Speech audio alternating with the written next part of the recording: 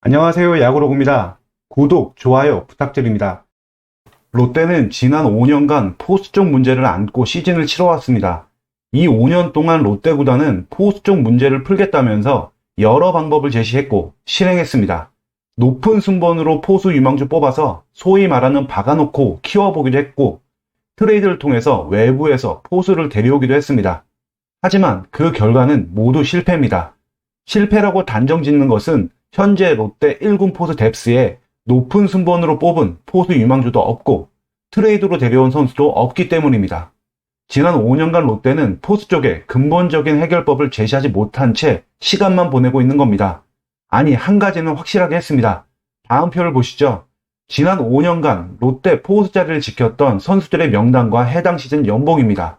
2018년부터 2022년까지 연평균 2억이 안 되는 싼 금액으로 롯데의 포수 포지션을 막아왔습니다. 네, 맞습니다. 돈은 기가 막히게 아낀 겁니다. 롯데 구단의 높으신 분께는 너무나 마음에 드는 일처일지 모르겠네요. 하지만 롯데 팬들의 가슴은 피멍이 들어갔습니다. 지난 5년간 자체 생산 혹은 트레이드를 통해서 포수 문제 해결을 하지 못했다면 응당 프런트는 FA 시장에 눈을 돌렸어야 했습니다. 하지만 롯데 프런트는 그렇게 하지 않았습니다. 2018년 강민호, 2019년 양의지, 2020년 이지영과 김태군, 2022년 최재훈, 장성우, 강민호가 있었는데 FA 시장에 좋은 포수들이 아무리 나와도 롯데는 눈도 깜짝하지 않았습니다. 앞서 보셨던 표가 기억나시죠? 연간 10억 넘게 주고 비싼 포수들을 쓰느니 연간 2억도 안 되는 연봉이 작은 선수들로 막는 그런 선택을 한 겁니다. 문제는 이런 식의 운영으로 가성비도 안 나오는 최악의 성적을 냈다는 겁니다. 지난 5시즌 동안 롯데 포수진의 WRC 플러스 순위는 10위가 3번, 9위가 1번이었을 정도로 처참 그 자체였습니다. 당연히 이번 시즌도 리그 꼴찌를 벗어나지 못하고 있고요. 9이닝당 폭투, 포율도 4년 동안 리그 꼴찌를 2번이나 했습니다.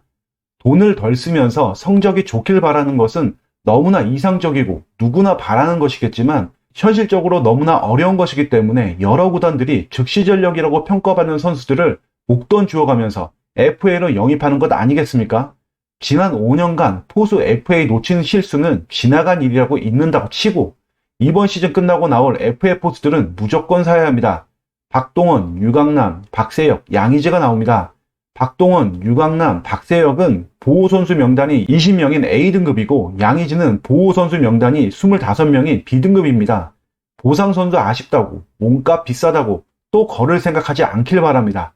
최근 5년간 어린 선수들 기용하면서 아낀 돈 이번에는 풀어야 됩니다.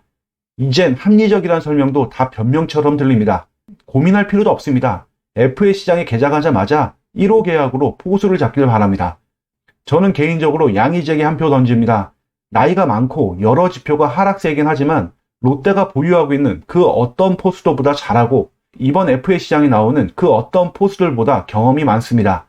산전, 수전, 공중전까지 다 겪은 경험으로 롯데가 보유하고 있는 어린 포수들에게 긍정적인 영향을 미쳐주는 2마리 토끼를 잡을 수 있을 거라 생각합니다.